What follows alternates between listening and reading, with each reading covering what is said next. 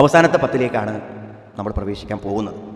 ഒരുപക്ഷെ റമദാനിലേക്ക് പ്രവേശിക്കുന്നതിന് മുമ്പ് റമദാനിൽ ചെയ്യണമെന്ന് വിചാരിച്ച ഒട്ടേറെ കാര്യങ്ങൾ ഇപ്പോഴും ഒരുപക്ഷെ പെൻഡിങ്ങായി നിൽക്കുന്നുണ്ടായിരിക്കും.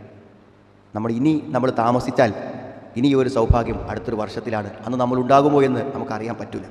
കാരണം നബി സല്ലല്ലാഹു അലൈഹി വസല്ലം അല്ലാഹുവിൻ്റെ റസൂൽ യഅ്തഖിഫു ഫി കുല്ലി റമദാൻ 10 അയ്യാം, എല്ലാ റമദാനിലും 10 ദിവസം നബി സല്ലല്ലാഹു അലൈഹി വസല്ലം പള്ളിയിൽ ഇഅ്തികാഫിൽ കയറുണ്ടായിരുന്നു.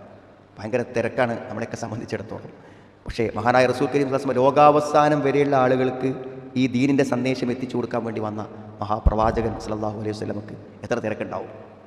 ആ എല്ലാ തിരക്കും ജീവിതത്തിൻ്റെ എല്ലാം മാറ്റിവെച്ച് നബി അവസാനത്തെ റമദാനായപ്പോൾ ഫലമാക്കാൻ ആം അല്ലദീ ഖുബില ഫീഹി ഇഅ്തഖഫ 20 യൗമൻ, 20 ദിവസം ഇഅ്തികാഫ് ഇരുന്നു. അപ്പോൾ 10 ദിവസം പൂർണ്ണമായി പറ്റുന്ന ആൾക്കാർ അങ്ങനെ. ഇനി അല്ല, ഒരു സൂര്യൻ നോമ്പ് തുറന്ന് പിറ്റേന്നത്തെ രാവിലെ വരെയാണെങ്കിൽ അങ്ങനെ പള്ളിയിൽ നമ്മൾ പരമാവധി സമയം ഈ അവസാനത്തെ 10 കഴിച്ചു കൂട്ടുക.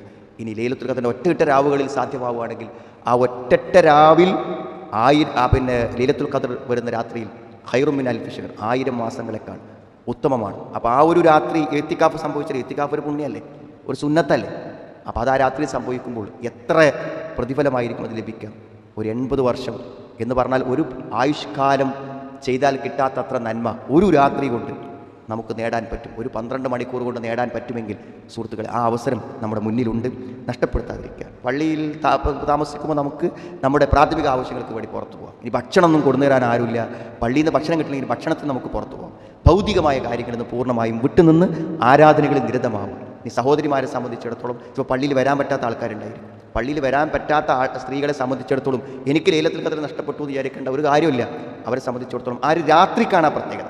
അതുകൊണ്ട് ആ രാത്രിയിൽ ഏതൊരു വിശ്വാസിയിൽ നിന്ന് എന്ത് സംഭവിച്ചാലും അതിന് ആ 1000 മാസങ്ങളുടെ പ്രതിഫലം ലഭിക്കും. അതുകൊണ്ട് എല്ലാവരും ആ അവസാനത്തെ 10 ദിവസങ്ങളും ഏറ്റവും അധികം സജീവമായി രാത്രിയും പകലിനെയും എല്ലാം സജീവമാക്കി നന്മകളിൽ മത്സരിച്ച് വിശുദ്ധ ഖുർആൻ പാരായണവും ദിക്റുകളുമായി പൂർണ്ണമായും ചെലവഴിക്കുവാൻ നമ്മളെല്ലാവരും പരിശ്രമിക്കാം.